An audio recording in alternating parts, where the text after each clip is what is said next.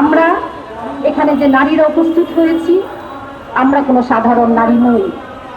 আমরা এদেশের দুইটা জেনারেশনকে আমরা ধারণ করছি। আমরা জেন জি এর মা, এবং সেই সাথে আমাদের ঘরে বড় হয়ে গেছে জেনারেশন আলফাও। আমাদের জুলাই শহীদদের সেই স্মৃতি আমরা এখনো ভুলতে পারছি না। আমাদের চোখের সামনে প্রতিনিয়ত ভাবছে আবু সাইদের সেই রক্তাক্ত মুখ, মুগ্ধের সেই মিষ্টি মধুর কণ্ঠ নিমেষেই নিস্তব্ধ হয়ে গেল। শহীদ নাফিসকে ঘুরে পড়তে দেখেছি আমরা পুলিশের ভ্যান থেকে, এবং সেই রিক্সার মধ্যে তার পায়ের একদিকে ঝুলানো, মাথা একদিকে ঝুলানো যে নৃশংস দৃশ্য, এগুলো আমাদের হৃদয়ে এখনো এক গভীর ক্ষত সৃষ্টি করে আছে। আমাদের সামনে অসংখ্য আহত পঙ্গু চোখ হারা ভাইদের যন্ত্রণা আমরা দেখতে পাচ্ছি। এই জুলাই আন্দোলন চলমান, এটা এখনো থেমে যায়নি। আমরা এখানে যে নারীরা উপস্থিত হয়েছি, আমরা কোনো সাধারণ নারী নই। আমরা এদেশের দুইটা জেনারেশনকে আমরা ধারণ করছি। আমরা জেন জি এর মা, এবং সেই সাথে আমাদের ঘরে বড় হয়ে গেছে জেনারেশন আলফাও।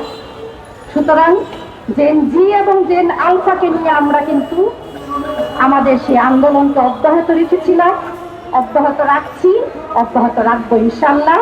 আপনাদের মাধ্যমে আমরা সরকারকে, যারা আবার নতুন করে ফ্যাসিবাদকে ফিরিয়ে আনতে চায়, তাদেরকে সতর্ক করতে চাই যে এরকম টালবাহানা, এরকম জুলুম, এরকম নির্যাতন, এরকম কণ্ঠরোধ আর চলবে না ইনশাল্লাহ।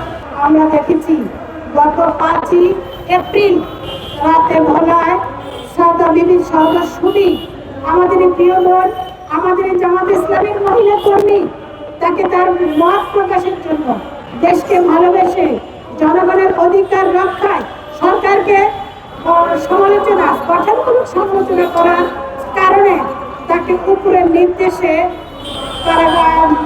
গ্রেফতার করা হলো। এবং তার একটা ছোট্ট প্রতিবন্ধী সন্তান আছে, সেই সন্তানকে ফেলে রেখে তাকে নিয়ে যাওয়া হলো। এবং সেই মুক্তি পাওয়ার শুনে আমার বক্তব্যে দেখেছি যে 2 দিন আমাকে যে কি কষ্ট নির্যাতন সহ্য করতে হয়েছে সেখানে। সাংবাদিক ভাইরা, এটাই কি নারী অধিকার? এটাই কি নারী স্বাধীনতা? আমরা নারী স্বাধীনতা এবং নারী অধিকারের জন্য তৎপর হয়ে আছি, কিন্তু কোথায়? সরকারি তো সেই নারী অধিকার, স্বাধীনতা, গণতন্ত্র দিতে ব্যর্থ হচ্ছে। ভাইরা, যদিও সাউদার শ্রমিককে জামিন দেওয়া হয়েছে, কিন্তু এখনো তার মামলা স্থির রয়েছে, এবং এই ধরনের কোনো পায়তারা ভবিষ্যতে না হয়, মামলাকে যেন সূত্র করে জনগণের স্বাধীনতা, মত প্রকাশের স্বাধীনতা দিয়ে দেশে একটি সুষ্ঠু সমাজ বিনির্মাণ, গণতন্ত্র প্রতিষ্ঠার জন্য সরকার যেন তৎপর হয়, এটা আমাদের প্রত্যাশা। বাংলাদেশের নারীরা কখনো অন্যায়ের কাছে মাথা নত করেনি। সেই ৭৯ থেকে ৭১ এবং ৯০ ২৪ আপনারা দেখতে পেয়েছি। আমরা আজকে সেই ঐতিহ্য ধারণ হয়ে এখানে এসেছি। আজকের এই মানব বন্ধন কোন সংঘাতের নয়, এটি ন্যায়ের দাবি, এটি মানবিকতার দাবি, এটি আইনের শাসনের দাবি, ন্যায় বিচার, মানবিক মর্যাদা এবং নাগরিক অধিকার রক্ষার দাবি। রাষ্ট্র সংস্কারের জন্য ২৪-এর গণ অভ্যুত্থান, সংস্কারের জন্য গণভোট নীরবে নির্মিতে আজকে কালে ১৭ বছরের প্রতিবন্ধী ফ্যাসিস্ট তারাতে নারীরাও ছিলেন সোচ্চার, চোখে চোখ রেখে প্রতিবাদে ফিটে পড়েছিল। দেয়ালের লেখাগুলো এখনো মুছে যায়নি, সেখানে দিনে নাটক, রাতে আটক, নাটক বঙ্গরতীয়। নারী, তুমি প্রতিরোধের মিছিলে নিরাপদ। আজকে নারীরা কি নিরাপদ? আজকে নারীরা, সম্মানিত সাংবাদিক ভাই এবং বোনেরা, আজকে প্রশ্ন রাখছি, নারীরা কি নিরাপদ?